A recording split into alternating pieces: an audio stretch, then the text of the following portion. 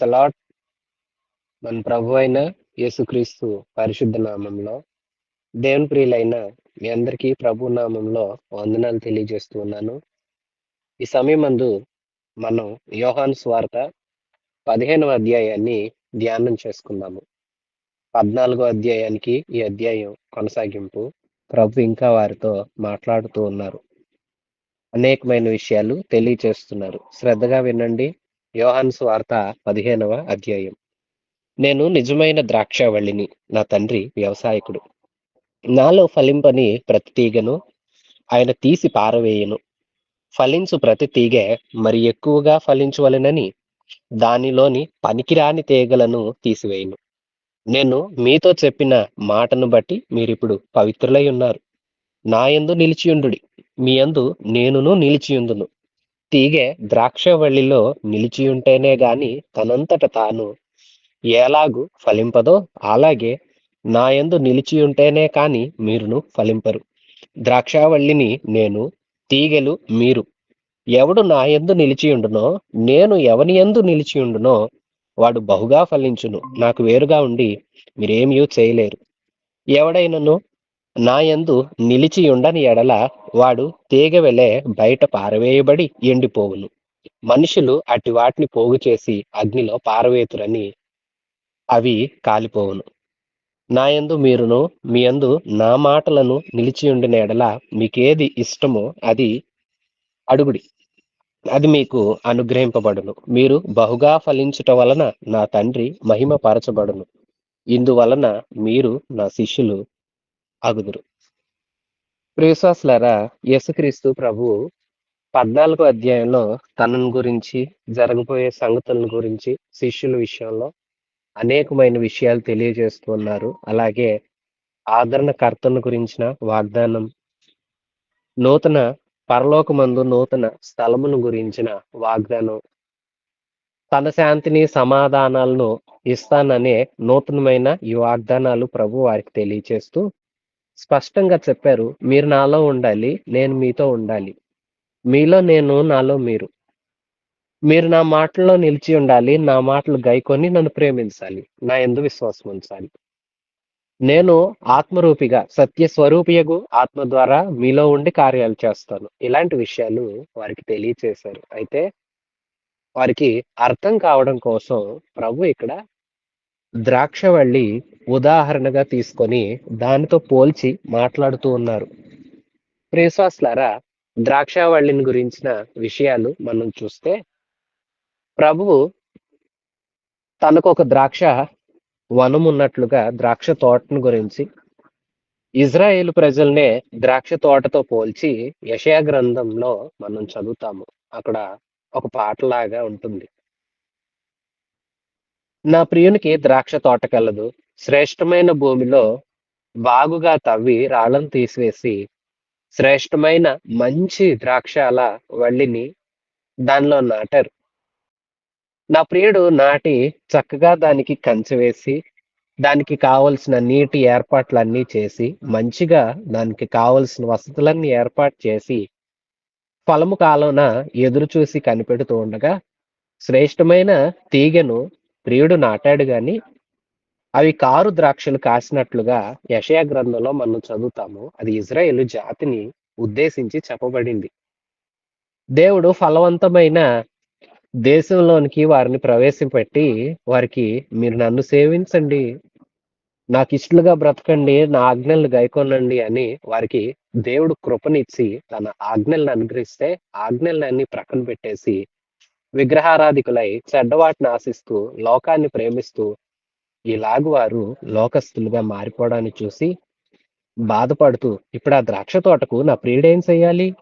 Car ద్రాక్ష కాసింది, అందుకే ఏం చేస్తాడంటే కంచె తీసివేస్తాడు, అడవి మృగాలు త్రొక్కినట్లుగా దాన్ని వదిలేస్తాడు, ఆ తోట గతి పాడైపోతుందని మనం యెషయా గ్రంథంలో చదువుతాము.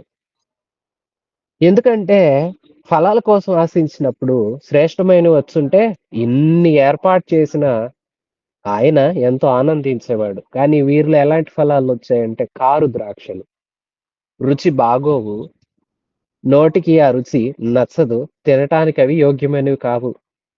అలాంటి ద్రాక్షలు ఒక ద్రాక్ష వల్లికి కాస్తే ఎలాగ వాటిని ఎలాగ వాటిని ఒక మనిషి ఉపయోగించుకోగలడు? అలాగే ఇజ్రాయేలు జాతి, ఓ ఇజ్రాయేలీయులారా, మీలో కూడా దేవుడు మంచి వాటిని ఆశిస్తే చెడ్డవి మీలో ఎందుకొచ్చాయి? అందుకే మిమ్మల్ని శత్రువుల చేతికి అప్పజెప్తాడు ప్రభువు అని యెషయా గ్రంథకర్త ద్వారా దేవుడు అందించిన ప్రవచనం అది. ఇప్పుడు యోహాను సువార్త 15వ అధ్యాయంలో ఒక జాతిని ద్రాక్షవల్లిగా ప్రభువు చెప్పకుండా తనను తానే ఒక ద్రాక్షవల్లిగా మనకు పరిచయం చేస్తూ ఉన్నారు. నేను నిజమైన ద్రాక్షావళిని, శ్రేష్టమైన ద్రాక్షావళిని. నా తండ్రి, నన్ను పంపిన తండ్రి వ్యవసాయకుడు. ఇదిగో నేను ద్రాక్షావళిని, మీరు తీగలు. ఏ తీగ అయితే ద్రాక్షవల్లికి, చెట్టుకి అంటకట్టబడి ఉంటుందో, చెట్టులో అతకబడి ఉంటుందో, ఈ చెట్టుకున్న జీవం తీగల్లోకి వస్తాయి. ఈ చెట్టు తీసుకునే నీరు గాని, సూర్యరశ్మి గాని, ఏవైనా ఎరువులు వేస్తే వాటిని మనం చెట్ల విషయంలో చూస్తాం కదా, మొదల నుంచి అలాగో ఎన్ని కొమ్మలుగా శాఖోపశాఖలుగా అది వ్యాపించినా మొదల్లో దానికి ఏ పోషకాలు అందుతున్నావో చెట్టుకి అతకబడి ఉన్న ప్రతిదానికి పోషకాలన్నీ అందుతాయి. అదే మనం చెట్టు నుండి ఒక కొమ్మనో ఒక రెమ్మనో వేరు చేసి ప్రక్కన పెట్టేస్తే దానికి పోషకాలు అందవు. ఎందుకు? అది వేరు చేయబడింది. ఇప్పుడు ప్రభు తన్ను ఉద్దేశించే ఈ మాటలు చెప్తున్నారు. ఆ ద్రాక్షావల్లిని, నిజమైన ద్రాక్షావల్లిని నేను.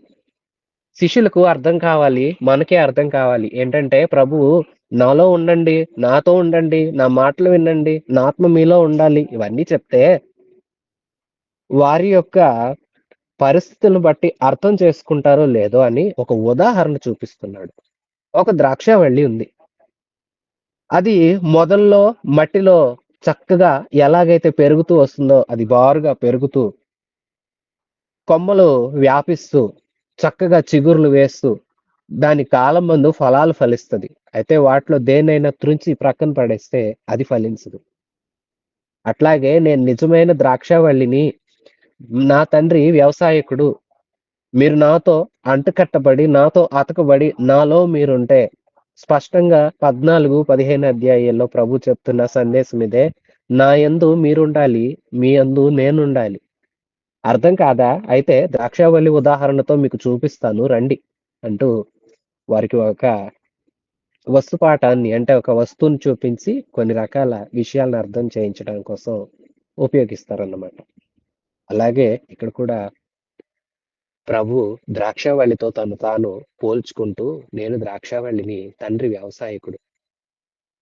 నాలో ఉండి మీరు నాకు అంటుకట్టబడి ఫలిస్తూ ఉన్నారనుకోండి, మీరు బహుగా ఫలించడానికి కారణమవుతుంది. నాతో నిలిచి ఉంటారు కాబట్టి నాలో ఉన్న జీవం మీకు ఉంటుంది. నాలో ఉంటారు కాబట్టి ఫలిస్తారు. నాలో ఉంటారు కాబట్టి అన్నీ మీకు సరఫరా అవుతాయి. మీరు అన్ని విధాలుగా ద్రాక్షావల్లితో అంటుకట్టబడినంత కాలం చాలా బాగుంటారు. నా తండ్రి వ్యవసాయకుడు, మీరు తీగలు. మీరు తీగలై ఉన్న మీరు నాలో అంటుకట్టబడకపోతే మీరు ఫలించలేరు. వేరై ఉంటే ఏం చేయలేరు. నా తండ్రి వ్యవసాయకుడు. ఆయన పనికిమాలిన తీగలను తీసివేస్తాడు. పనికి రానివి ఏమున్నా వాటిని తీసివేస్తాడు. వ్యవసాయకులు చూస్తాం కదా, వారు వేస్తున్న పంటలో ఏ భాగాలైతే పాడవుతూ వస్తున్నాయో ఆ మొక్కల్లో ఆయా భాగాలను తుంచేసి ప్రక్కన పడేస్తారు. ఎందుకంటే మిగతాది పాడవకూడదని. అలాగే పనికిరాని తీగలను నా తండ్రి వేరి పారేస్తారు. మీరు నాలో నిలిచి ఉండండి. నా మాటలు మీలో ఉండనివ్వండి. నా యందు మీరుండండి. మీ యందు నేనుంటాను. మీరు నన్ను విశ్వసించి నేనే మార్గం అయితే బోధించానో ఆ మార్గంలో మీరు సాగండి. నేనే మార్గం కదా! నా మార్గంలో మీరుండండి. నాలో మీరుండండి. నేను మీలో ఆత్మగా ఉంటాను. సత్యస్వరూపియగు ఆత్మగా ఉంటాను. ఉన్న నేను మిమ్మల్ని నా వాక్కులు మీకు బోధిస్తూ నా మాటలు మీలో ఉండేలాగా చేసి మీరు ఫలించడానికి కారణమయ్యేలాగా నేను మీకు సహాయం చేస్తా. మీరు ఫలిస్తారు నాలో ఉంటే. నాకు వేరే ఏం చేయలేరు. అని ప్రభు స్పష్టంగా చెప్తున్నారు. మరో మాట, పనికిమాలిన వాటిని తీసి పారేయాలి. ఏదైనా మంచిగా ఫలించాలంటే పాడు చేస్తున్నదేదో దాన్ని దూరం చేయటం ఎంతైనా మంచిది. విశ్వాసులారా, ప్రభు అయిన యేసుక్రీస్తులో మీరున్నారా? ఉంటున్న మీరు ఉన్నట్లుగానే ఎప్పుడో ప్రభువుని ఎరిగిన ఆనాడు ఎలాగున్నారో నేటికి అదే విధంగా ఉన్నారా? కారణం ఏంటో తెలుసా? మీలో అభివృద్ధి లేదు. ఆత్మీయ జీవితంలో ఎదుగుదల లేదు. ప్రార్థనా అనుభవం ఇంకా చాలా మందికి ఏండ్లు తరబడి దేవుని సన్నిధికి వెళుతూ ఉంటారు గానీ, సరిగా ప్రార్థన చేయండి అంటే నాకు రాదండి అంటారు. ఎంత బాధాకరం. ఓ పాట పాడే అనుభవం ఉండదు. దేవుని వాక్యాన్ని శ్రద్ధగా విని అర్థం చేసుకొని ఇతరులకు బోధించే అనుభవాలుండవు. ఇతరులకు 4 మాటలు చెప్పేదుండదు. ఎదిగే అనుభవమే ఉండదు. ప్రార్థనలో పెరగరు. అలాగే వాక్యంలో ధ్యానం చేసుకోవాలి. మనం విని వదిలేయకూడదు. అంతేనా? మరో మాట చెప్పనా? కొందరు ఉదాహరణకు, "ఏవండీ మేము రక్షింపబడి 20 సంవత్సరాలవుతుంది" అంటారు. ఒక మాట చెప్పనా? 20 సంవత్సరాల్లో ఎన్ని ప్రసంగాలు వింటాము? 20 సంవత్సరాల్లో సరే వారానికొకటి అట్లంతా ఆలోచన చేసిన 20 సంవత్సరాల్లో సంవత్సరానికి ఎన్ని ఆదివారాలున్నాయి? 20 సంవత్సరాలంటే ఎన్ని ఆదివారాలు? ఎన్నో ఉన్నాయి కదా! అయితే ఒక మాట, సరే సంవత్సరానికి ఒకటి మార్చుకున్నా 20 సంవత్సరాల్లో 20 కొత్త లక్షణాలొచ్చాయి గదా! చెడ్డవి 20 పోయాయి గదా! కానీ ఈ మనుషులు ఎక్స్‌పీరియన్స్ సీనియారిటీ పెరుగుతుంది. మాకది ఉంది. మేము అన్నాళ్ళ నుండి ఎళ్తున్నాం. మేము సంఘంలో ఎప్పుడో ఉన్నాము అంటారు కానీ, మరి సంఘంలో అంతకాలం ఉన్న వారిలో పనికిమాలినవి ఇంకా ఉన్నాయి. 20 సంవత్సరాలుగా లేదా 10 సంవత్సరాలుగా లేదా నేను ఉదాహరణకు చెప్తున్నానండి. ఎన్నో కొన్ని సంవత్సరాలు సంఖ్యతో ఏముంది. సరే అంతకాలం నుండి వెళుతున్న మీలో తీసివేసుకోవాల్సినవి కొన్నైనా అసలు కనీసం తీసివేసుకున్నారా? మార్చుకొనమని ప్రభువు చెప్పి, ఈ లక్షణాలు మీలో ఉండాలి అన్న కొత్త వాటిని స్థాపించుకున్నామా? అంటే మనం ద్రాక్షవల్లితో అంటు కట్టబడట్లేదు. వేరుగానే ఉంటున్నాం. అందుకే ఫలించట్ల. పనికిమాలినయి ఉంటున్నాయి. అవి తీసివేయబడితేనే కదా! వ్యర్థమైన క్రిమికీటకాలు పాడు చేస్తూ ఉంటాయి. ఆ క్రిమికీటకాలు అలాగే వ్యర్థమైనవి ఇట్లాంటివి ఏవి ఉండకుండా ఉంటేనే కదా! ఆ పంటకు కావాల్సింది అందుతది. అందుకే కదా! రైతు చాలా జాగ్రత్తగా పంటను చూసుకుంటాడు. దానికి ఎరువులు వేస్తాడు. క్రిమి సంహారకాలు చల్లుతాడు. ఎన్నో చేస్తాడు కదా! ఎన్నో మంచి చర్యలు తీసుకుంటాడు కదా! శ్రద్ధ నిలుపుతాడు కదా! అలాగే మనము మన తండ్రి వ్యవసాయకుడట. మన ప్రభువు ద్రాక్షవల్లి అట. ఆయనలో ఉంటున్నామా? ఆయనలో ఉంటున్న మనం అతికించబడిన వారమై ఆయన ద్వారా ఆయన జీవాన్ని పొందుకొని ఫలించి అభివృద్ధి చెందుతున్నామా? యేసు మనలో ఉంటే ఎన్ని దీవెనలుండాలి మనలో మరి. ఎంత ఆశీర్వాదకరంగా ఉండాలి మనం. ఇతరులకు ప్రయోజనకరంగా ఉండాలి కదా! ఇతరులకు బోధించే వారంగా ఉండాలి కదా! ఇంక నువ్వు పాలు త్రాగేవారుగానే ఉంటారా? మీరు బోధకులై ఉండవలసిన వారు అంటారు కదా! పౌలు గారు హెబ్రీ పత్రికలో సంఘంకి రాస్తూ స్పష్టంగా చెప్తారు. పాలు తాగేవారైతే ఇంకా శిశువులే. మీరు శిశువుల్లాగా కాదు. మీరు ఎదగాల్సిన వయసిది. ఎదిగిన వారే ఇతరులకు బోధించవలసిన బోధకులై ఉండవలసిన మీరు ఎందుకు ఇంకనూ అంత అల్పంగానే ఉన్నారు అన్నట్లుగా మరి ఈవేళ ఈ ద్రాక్షవల్లితో నీవు అంటుకట్టబడ్డావా? ఫలించాలి అంటే నీలో మార్పు రావాలి. నీలో వ్యర్థమైనవి పోనంత కాలం ఫలాలెలా వస్తాయి? నీలో ఉండకూడనివన్నీ ఉన్నంత కాలం ఎలాగ దేవునిలో ఉంటావు? దేవునిలో ఉండాలంటే లోకంలో కొన్నున్నయి. వాటిని విడిచిపెట్టుకోవాలి ప్రభు దగ్గరికి రావాలంటే. లోకంలో ఉంటానంటే లోకంలోనే ఉండిపోండి. నష్టమేముంది? తీర్పు నాడు ప్రభువు నరకంలో పడవేస్తాడు. ఇక అంతకు మించి ఏముంది చెప్పడానికి? కానీ ప్రభువులో ఉండాలంటే ఉండకూడనివి ఉన్నాయి కదా! మార్చుకోవాల్సినవి ఉన్నాయి కదా! వాటిని మార్చాలి కదా! వదులుకోవాల్సున్నాయి కదా! వాటిని వదలాలి కదా! ఎంతకాలము వదలకుందుమో అంతకాలం ఫలాలెలా వస్తాయి? నేను ద్రాక్షావళిని, నా జీవం మీలో ఉండాలని ప్రభు చెప్తున్నాడు. నాతో అంటుకట్టబడండి. పనికిమాలిన వాటిని పారవేయండి. పారవేయటానికి నా తండ్రికి అవకాశం ఇవ్వండి. ఆయన వ్యవసాయకుడు. మీరు నాలో ఉంటే, నాలో అతకబడితే మీలో పనికిమాలిన వాటిని నా తండ్రి వేరు పారేస్తాడు. మీరు నాకు వేరైతే ఫలించలేరు. వేరైపోయిన వాటిని మనం చూస్తే రాలిపోయిన వాటిని, ఎవరన్నా తురించి పడేసిన వాటిని మనం చూస్తే అవి ఎండకెండిపోతాయి. తర్వాత వాటిని అగ్నిలో వేసేస్తారు. కాల్చేస్తారు కదా! మీరు అలాగే అయిపోతారు. నాలో ఉండకపోతే అని ప్రభువు చెప్పకనే చెప్తున్నాడు. ప్రియ విశ్వాసులారా, ఇవి సూటిగా దేవుడు అందిస్తున్న మాటలు. క్రైస్తవులమైన మనం మనసునందు ఉంచుకోవలసిన సత్య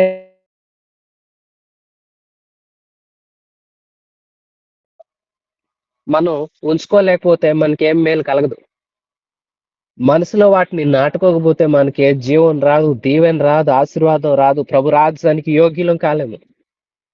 ఎన్నోళ్ళ నుంచో ఎంతో కాలంగా ప్రభు పదే పదే పదే పదే మాట్లాడుతూనే ఉన్నారు కదా! మార్పు రాకపోతే కష్టం. ప్రభు రాజ్యానికి చేరలేకపోతాము. దేవుడు స్పష్టంగా చెప్తున్నాడు, నా యందు నిలిచి ఉండండి. మీ యందు నేనును నిలిచి ఉంటాను. తీగ ద్రాక్షావల్లిలో ఉంటేనే ఫలిస్తది, లేదంటే ఫలించదు. ద్రాక్షావల్లి నేను, తీగలు మీరు. ఎవడు నా యందు నిలిచి ఉంటాడో, నేను ఎవని యందు నిలిచి ఉంటానో వాడు బహుగా ఫలిస్తాడు. నాకు వేరుగా ఉండి ఏమీ చేయలేరు. ఎవడైనను నా యందు నిలిచి ఉండని ఎడల వాడు తీగ వలె బయట పారవేయబడతాడు. అది ఎండిపోతుంది అని ప్రభు స్పష్టంగా చెప్తున్నాడు. నా యందు మీరును మీ యందు నా మాటలను నిలిచి ఉండనివ్వండి. అప్పుడు మీకు ఏది ఇష్టమో అది మీరు అడగండి, మీకు అనుగ్రహించబడుతుంది. విశ్వాసులారా, చాలా మంది ప్రభా ఏది ఇష్టమో అది అడగమన్నావుగా, అడుగుతున్నాను ఇవ్వవేంటి అంటారు. ప్రభు మాట పట్టించుకోరు. ప్రభు ఏం చెప్పాడు? మీరు నాలో ఉండండి, నా మాటలు మీలో ఉండనియండి. అంటే మీరు యేసయ్యనే ఆరాధించాలి, లోకంలో ఉండకూడదు. మందిరంలో ఉన్నప్పుడు ఎంత పరిశుద్ధంగా ఉంటామో ఇంట్లో ఉన్నప్పుడు కూడా అంత పరిశుద్ధంగా ఉండాలి. మందిరంలో ఉన్నప్పుడు మాట తీరు ఎంత బాగుంటుంది. అబ్బా, చాలా చక్కగా మాట్లాడతారండి.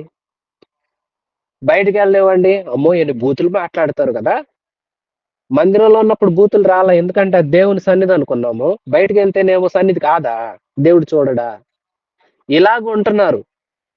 అలాగుండి ప్రభా నీకేది ఇష్టం అడుగన్నావుగా, నాకు ఇది ఇష్టమయ్యా అడుగుతున్నాను ఇయ్యయ్యా, ఎట్లా ఇస్తారు? మందిరంలో ఉన్నప్పుడు దేవుని వాక్యం చేత నింపబడి మందిరం దాటిన తర్వాత మాటలకు వ్యతిరేకంగా ప్రవర్తిస్తే, మాటలు మనలో నిలిచి ఉండకపోతే, మనం ఆయనలో నిలిచి ఉండకపోతే, మనం ఆయనలోనే స్థిరంగా ఉండకపోతే, మనం ఏది అడుగుతామో అది ఆయన ఎలా ఇస్తాడు? మీకు ఏదో ఇష్టం ఉందా? అది మీరు కావాలని కోరుకుంటున్నారా? కోరుకున్న వారైతే ప్రియ విశ్వాసులారా, శ్రద్ధగా వినండి. మీరు ఫలించాలంటే, మీకు ఏది ఇష్టమో అది మీకు దొరకాలంటే మీరు ప్రభువులో ఉండండి. ప్రభువులో ఉండడం అంటే ప్రభువుని ఆరాధిస్తూ ఉండటం. ఆయనకి ఎలా ఉంటే ఇష్టమో అలాగుండటమే ప్రభువులో ఉండటం. మందిరంలో ఉన్నప్పుడు ఎలాగున్నారో అలాగే మీ జీవిత కాలం అంతా మంచిగా ఉంటేనే మీరు ప్రభువులో ఉన్నట్లు. అలా మీరుండాలంటే మీలో ఆయన మాటలు ఉండాలి. మీ హృదయంలో వ్యర్థమైన ఉండకూడదు. ఆయన మాటలు ఉండాలి. ఆయన మాటలు ఎవరిలో అయితే ఉంటాయో వారు బహుగా ఫలిస్తారు. ఏది ఇష్టమో అది అడిగితే దేవుడు తన మహిమార్థమై వారికి అనుగ్రహిస్తారు.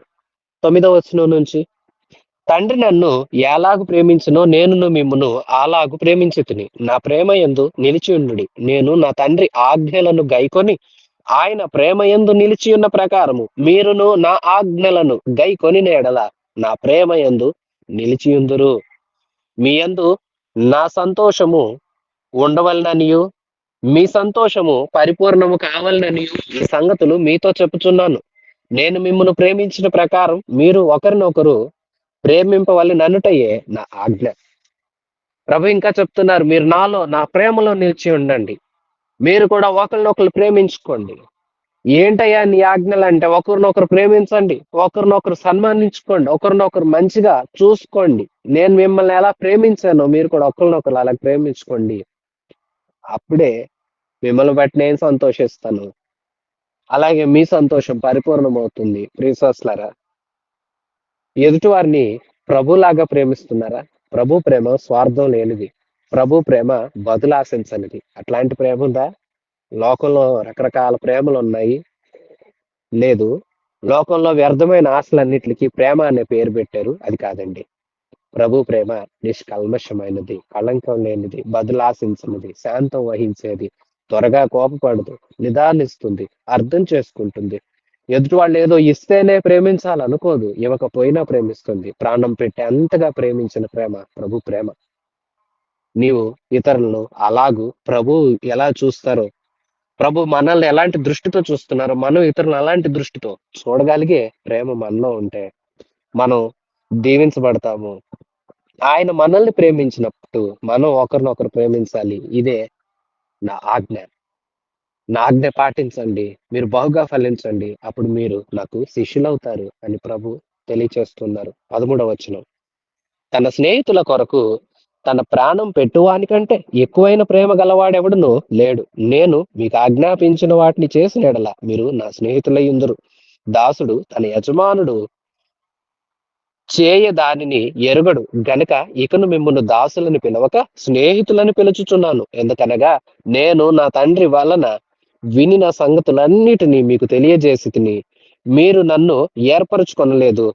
మీరు నా పేరట తండ్రిని ఏమి అడుగుదురో అది ఆయన మీకు అనుగ్రహించినట్లు మీరు వెళ్ళి ఫలించుటకును మీ ఫలము నిలిచియుండుటకును నేను మిమ్మును ఏర్పరచుకొని నియమించి తిని. ప్రియ శ్వాసలారా, శిష్యులారా, నేను మిమ్మల్ని ఏర్పాటు చేసుకున్నాను. మీరేం నన్ను ఏర్పాటు చేసుకోలేదు. మీలో నా మాటలు నిలిచి ఉండాలి. అలాగ నిలిచి ఉండి మీరు మీకు నచ్చిన వాటిని మీరు అడగాలి.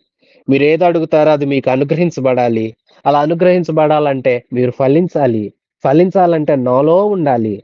అంతేకాదు ఫలించిన ఫలం నిలిచి ఉండాలి. కొందరు శ్రేష్టమైన వాటిని పొందుకుంటారు. అయితే కాపాడుకోలేరు. విలువ తెలీదు. విలువ తెలియక దేవుడిచ్చే శ్రేష్టమైన వాటిని కూడా పోగొట్టుకునే వారు చాలా మంది కలరు. అందుకే ప్రభు అంటారు, నువ్వు ఫలించు, నీ ఫలం నిలిచి ఉండేలాగా చూసుకో. నేను నిన్ను ఏర్పాటు చేసుకున్నాను. ఇదిగో ఒకరు ఇతరుల కోసం ప్రాణం పెట్టేంత ఎక్కువైన ప్రేమ ఎవరికైనా ఉంటుందా?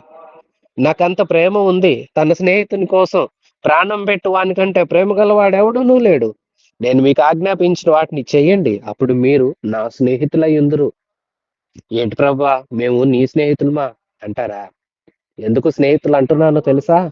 యజమానుడైతే దాసులకి ఏం చేస్తాడో తెలియదు. ఒక యజమానుడు ఉన్నాడు. ఆయన ఏం చేస్తాడో తన దాసులకు తెలియదు. దాసులకి మీరు అది చేయండి, ఇది చేయండి అంటాడు. అవే చేస్తారు. అంతేగాని యజమానుడు ఎక్కడికి వెళుతున్నాడు, ఏం చేస్తున్నాడో ఏమీ తెలియదు.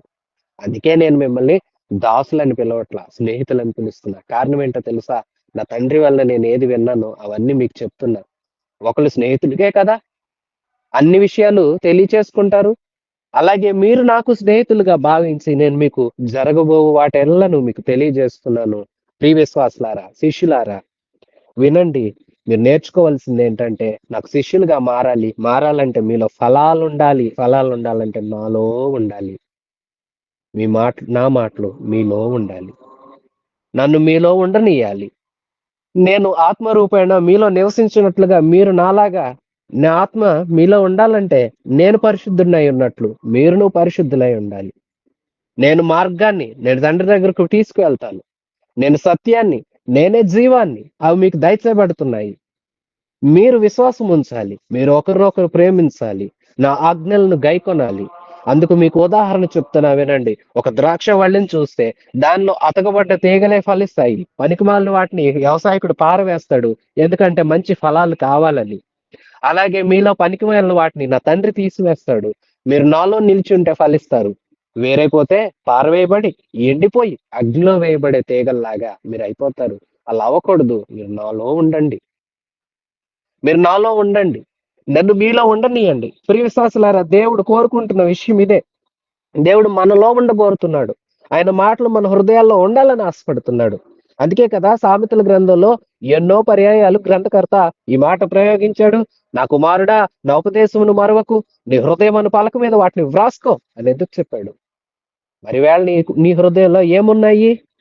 స్నేహితులో, బంధువులో ఎవరో చెప్పిన వ్యర్థమైన మాటలు, లేదా ఏవో చూసిన దృశ్యాలు, విన్న మాటలు, కల్పితాలు, కథలు ఉన్నాయా? ప్రభు మాటలు ఉన్నాయా? ప్రభు మాట నీలో ఉంటే ఆ మాట బట్టి నువ్వు పని చేస్తావు కదా. మరి నీలో ఏముంది? హృదయం ఏది నిండి ఉండదో అదే నోరు మాట్లాడుతుంది కదా. నీ హృదయంలో ఏం నిండింది? విశ్వాసి, దేవుడు ఉన్నాడా? దేవుని మాటలు ఉన్నాయా? వ్యర్థమైన వాటితో కాలం గడిపిస్తూ ఉన్నావా? ప్రభులో నిలిచి ఉన్నావా? ప్రభుకు వేరైపోయావా? ఒకసారి నిన్ను నీవు పరీక్ష చేసుకోవాలి.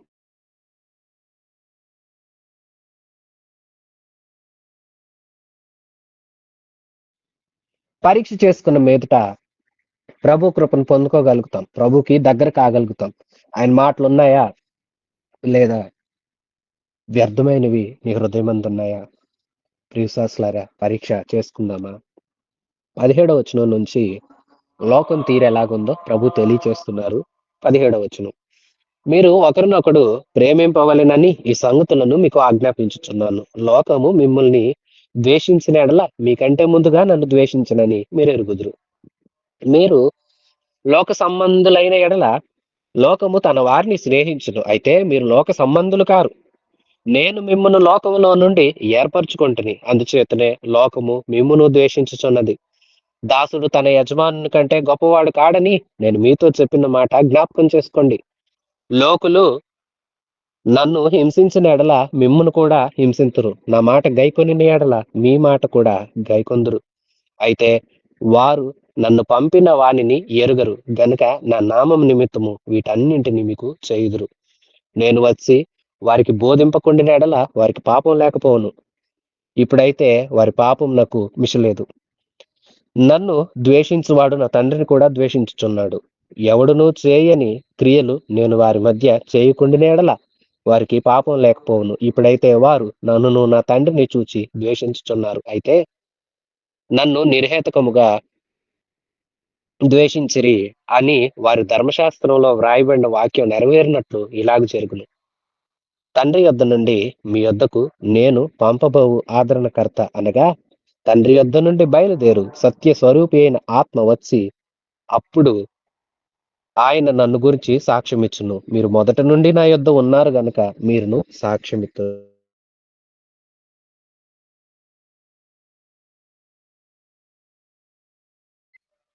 ప్రభు ఇంకా వారితో కొన్ని విషయాలు తెలియజేస్తున్నారు. ఏమనంటే, నా శిష్యులారా, మీరు నాలో ఉండండి, నేను మీతో ఉంటాను.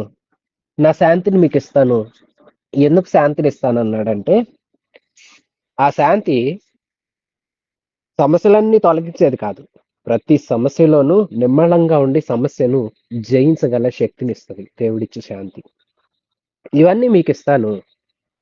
ఎందుకు ఇన్ని వాగ్దానాలు నేను మీకు వాగ్దానం చేస్తున్నానంటే, లోకం తీరు చూడండి. లోకం నన్ను ద్వేషిస్తూ ఉంది కాబట్టి మిమ్మల్ని కూడా ద్వేషిస్తుంది. లోకం నన్ను ప్రేమించలేదు, మిమ్మల్ని కూడా ప్రేమించదు. లోకానికి నా తండ్రి ఎవరో తెలియలేదు. వారు నా తండ్రిని గుర్తించలేదు కాబట్టి నన్ను కూడా ద్వేషిస్తున్నారు. నన్ను కూడా, నా మాటలను కూడా వారు ద్వేషిస్తున్నారు. నేను వచ్చి వారికి బోధింపకుండా ఉండుంటే వాళ్ళకి పాపం అంటే ఏంటో తెలీదు.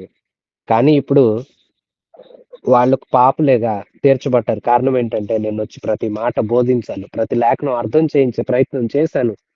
వారి ఎదుట గొప్ప గొప్ప కార్యాలు ఎప్పుడు, ఎవరు, ఎక్కడ చేయని కార్యాలు నేను చేశాను. అవి తెలుసుకుని కూడా, కార్యాలు చూసి కూడా నన్ను వారు విశ్వసించలేదు. అందుకే లోకులు పాపులుగా ఉన్నారు. వారు లోక సంబంధులు. లోకంలో ఉన్న వారిని వారు ప్రేమిస్తారు. చూడండి, త్రాగుబోతు ఇంకో త్రాగుబోతుని కలుపుకుంటాడు. అలాగే ఒక దొంగ మరొక దొంగతో సహవాసం చేస్తాడు. కానీ దేవుని ప్రేమించే వారితో, క్రైస్తవులని పిలువబడే వారితో త్వరగా స్నేహం చేయరు. రకరకాల విమర్శలు చేస్తారు. కారణం ఏంటో తెలుసా? క్రైస్తవులు అంటే ఏంటి, క్రీస్తు అంటే ఏంటి వారికి తెలీదు. వారు నన్నే ద్వేషించారు, నాకు హింస కలగజేయబోతున్నారు, మీకు కూడా ఇవన్నీ కలగచేస్తారు. అందుకే మీరు కలవరపడొద్దు. మీరు నాలో ఉండండి, నా మాటలు మీలో ఉంటాయి, నేను మీతో ఉంటా. ఉండి నేను మీకు ప్రతి దాన్ని బోధిస్తాను, ప్రతిసారి ఆదరిస్తాను. ఆ ఆదరణకర్తను మీకోసం పంపిస్తాను. ఆయన సత్య స్వరూపి అయిన ఆత్మ. ఆయన వచ్చి నన్ను గురించి లోకస్తులకు సాక్ష్యం ఇస్తారు. మీరు కూడా మొదటి నుండి నాతో ఉన్నారు కాబట్టి మీరు కూడా నాకు సాక్షులై బ్రతకండి. విశ్వాసులారా, మనం కూడా క్రీస్తుకి సాక్షులంగా ఉండాలి. లోకం ఆయన్ని గుర్తించట్లేదు, ద్వేషిస్తూనే ఉంది. లోకం చీకటి గనుక వెలుగును ప్రేమించట్లేదు. చీకట్లో కావాలని ఉండే వాడి దగ్గరికి వెళ్ళి, ఆ గదిలోకి వెళ్ళి మీరు లైట్ ఆన్ చేసి చూడండి, వాడికి నచ్చదు. ఎందుకు? వాడికి అదే ఇష్టం, అందులోనే ఆనందం. అలాగే దేవుణ్ణి ప్రేమించని వారికి దేవుళ్ళ ఆనందం లేదు. వాళ్ళకి లోకంలోనే ఆనందం ఉంది. కొందరికి చర్చిలో సంతోషం ఉండదు. లోకంలో ఎంతసేపు అయినా ఆనందిస్తారు. చర్చిలో ఒక అర్ధగంట కూడా ఉండలేరు. కాళ్ళు నొప్పులు, ఒళ్ళు నొప్పులు, ఆయా సమస్యలు, ఈ సమస్యలు అన్నీ గుర్తొస్తాయి.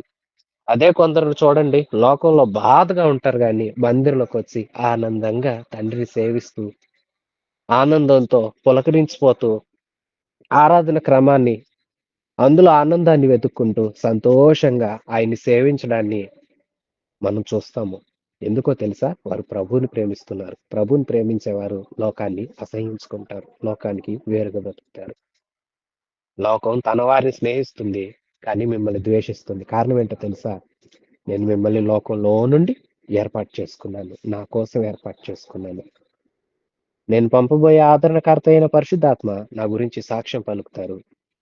మీరు కూడా నా వారు గనుక, నా చేత ఏర్పాటు చేయబడిన వారు గనుక, నా మాటలు మీలో ఉంటాయి గనుక, మీరు నాలో ఉంటారు గనుక, మనం కలిసి ఉంటాం గనుక, మీరు కూడా నన్ను గురించి సాక్ష్యం ఇచ్చేవారుగా ఉండాలి, ఉంటారు అని ప్రభు తెలియచేస్తున్నాడు. ప్రియశాస్త్రులారా చూసారా? ఈ అధ్యాయంలో 2 విషయాలు తెలియచేస్తున్నారు. ఒకటి 8వ వచనంలో మనం చూస్తే మీరు శిష్యులగుదురు. శిష్యులుగా ఉండాలి మనం. చివరి వచనంలో చూస్తే సాక్షులు. శిష్యులుగా మారాలి. ప్రభుకి సాక్షులంగా బ్రతకాలి. అలాగుండాలంటే మనం ఫలించాలి. మన ఫలం నిలిచి ఉండాలి. ఫలించాలంటే మనలో ప్రభు మాటలు, మనం ప్రభు యొక్క సన్నిధిలో, ఆయనలో మనం ఉండాలి. ప్రభులో మనం నిలిచి ఉండాలి. ప్రభు మాటలు ఎల్లవేళలా మనలో పనిచేస్తూ ఉండాలి. మనం ఆయన శిష్యులుగా మారాలి. మారాలంటే మనం కూడా ఒకరినొకరు ఆయనలాగా, ఆయన ఎలా ప్రేమించాడు, ఆయన ఎలా జీవించాడు, ఆయన ఎలా బోధించాడు, మనం కూడా ఆయన్ని పోలి ఉంటే ఆయన శిష్యులమవుతాము. ఆయన శిష్యులమైన మనం ఆయనకి సాక్షులంగా మారతాము. ప్రియశాసి, నీవు దేవునికి శిష్యుడిగా, శిష్యురాలుగా ఉన్నావా? నీవు ఆయనకు లోకంలో సాక్షిగా ఉన్నావా? యేసయ్యను గురించి చెప్పే ఒక సాధనంగా నీవు ఉన్నావా? మరుగు చేస్తున్నావా మాటలన్నింటినీ? పొందుకున్న మేళ్ళన్నింటినీ దాచి ఉంచుతున్నావా? ప్రభుకి శిష్యుడిగా, శిష్యురాలుగా ఉండు. ప్రభు యొక్క సాక్షిగా బ్రతుకు. నిన్ను గురించి కాదు, ప్రభువుని గురించి లోకానికి చెప్పు. లోకం చీకట్లో ఉంది. అలాగని ప్రభువుని ఆరాధిస్తున్న నిన్ను గౌరవిస్తుంది, సన్మానిస్తుంది అనుకోమాక. నిందిస్తుంది.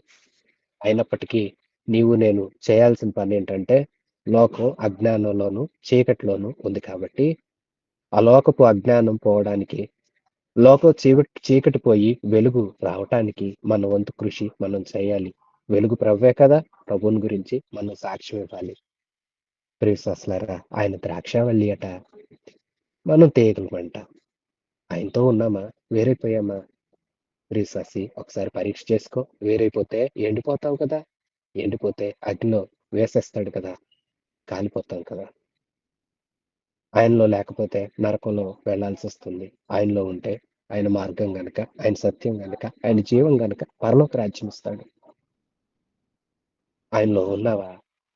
ఆయనలో ఉన్న నీలో పనికిమాలినవి ఏమైనా ఉన్నాయా? కోపం, అసూయ, ద్వేషం, బైబిల్‌కి వ్యతిరేకమైన కార్యాలు, దేవుడికి నచ్చని కార్యాలు, లోకస్తుల్లో ఉండేవి నీలో ఉన్నాయా? ధనాశ, వ్యర్థమైన ఆశలు, వ్యర్థమైన కోరికలు, వ్యర్థమైన భావోద్రేకాలు, వ్యర్థమైన అలవాట్లు ఉంటున్నాయా? తొలగించుకోవాలి. ప్రభుకి సాక్షులుగా, ప్రభుకి శిష్యులుగా మనం బ్రతకాలి. 2 అధ్యాయాలు ఎంతో అమూల్యమైనవి. 14వ అధ్యాయంలో నేను మీకు స్థలం సిద్ధపరుస్తానన్నాడు. నేను మీకోసం ఆదరణకర్తను పంపుతానన్నాడు. నేను మీకు నా శాంతిని అనుగ్రహిస్తానన్నాడు. ఇక్కడ కూడా మీరు నాకు శిష్యులు, మీరు నాకు సాక్షులు అంటున్నాడు. శిష్యులుగా, సాక్షులుగా ఉండి ప్రభు చేసిన వాగ్దానాలను మనం పొందుకోవాలంటే 2 అధ్యాయాల్లోనూ ప్రభు చెప్పిన సందేశం ఒకటే. అది స్పష్టమైన సందేశం. ఏమనినా ప్రభువులో మనం ఉండాలి. ఎల్లవేళలా ఉండాలి. ఆరాధనకి వెళ్ళినప్పుడు మాత్రమే కాదు. ప్రభు మాటలు మనలో ఉండాలి. మనం ప్రభువులో ఉండి ఫలించాలి. లోకంలో ఆయనకు సాక్షులుగా బ్రతకాలి. మనం ఒకరినొకరు ప్రేమించాలి. ఎలా ప్రేమించాలంటే ప్రభులాగా ప్రేమించాలి. ఇవి ప్రభు మనకిస్తున్న ఆజ్ఞలు. మనం ఫలించి ఆ ఇతరులందరినీ ప్రభులాగా ప్రేమించేవారుగా ఉండి ఆయనకు శిష్యులుగా, సాక్షులుగా మనం బ్రతికిన నాడు ప్రభు కృపను, వాగ్దానం చేసిన శాంతిని, ఆదరణకర్తయగు పరిశుద్ధ ఆత్మ యొక్క ఆనందాన్ని, అలాగే దేవుడు వాగ్దానం చేసిన పరలోకంలో స్థలాలను పొందుకోగలుగుతాం. ప్రియశ్వాసులారా, ప్రభు ఇవ్వటానికి సిద్ధంగా ఉన్నాడు. పొందుకోవడానికి నువ్వు సిద్ధపడు. ప్రభు రాకడ కోసం ఎదురు చూడు. ప్రభు త్వరగా రాబోతున్నాడు. రాబోతున్న యేసును మనం కలుసుకోవాలి. కలుసుకునే కృప ప్రభు మనందరికీ అనుగ్రహించును గాక. ఆమేన్. మన ప్రభు అయిన యేసయ్య కృప, పరమ తండ్రి అయిన దేవుని ప్రేమ, పరిశుద్ధాత్మ దేవుని అన్యోన్య సహవాసం సదాకాలం మనందరికీ తోడై ఉండి నడిపించును గాక. ఆమేన్. God bless you.